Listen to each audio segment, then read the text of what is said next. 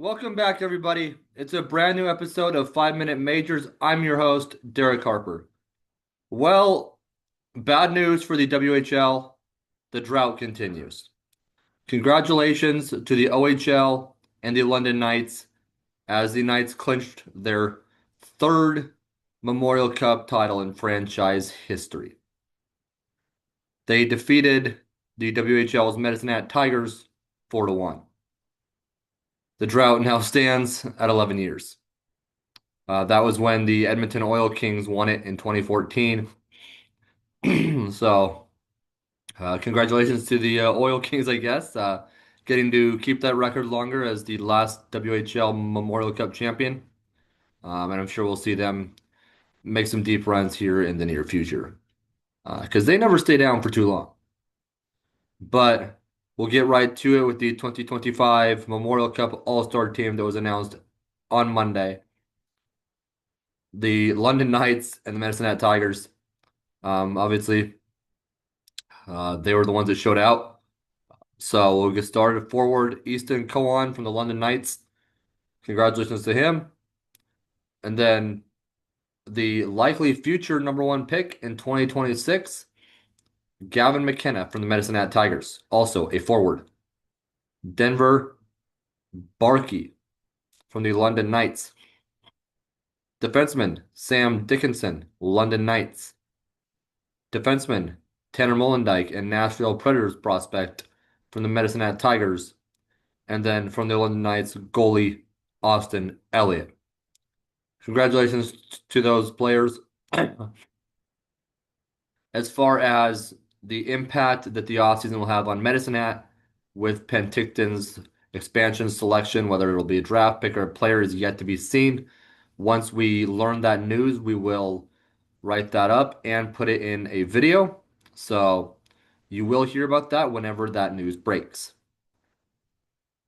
And kind of with that now, all the hypotheticals, all the speculation begins of what's going to happen to major junior hockey in the coming years. Will there be interleague competition against, like, say, the BCHL or the USHL? Will the All-Star game be against one of those two leagues instead of like a US National Development Program versus CHL All-Star game? Um, Will the expansion help with the Memorial Cup and the WHL with Penticton, and then next year or the year after that, yet to be named Chilliwack franchise? Maybe the right players just have to come together, but I think this was probably the WHL's year. However, the Kelowna Rockets are hosting next year, so you cannot rule them out. The host teams have had some luck, obviously not this season, but in the past we've seen that. So we'll see what happens there. But as far as the future goes, it'll be very interesting to see what happens.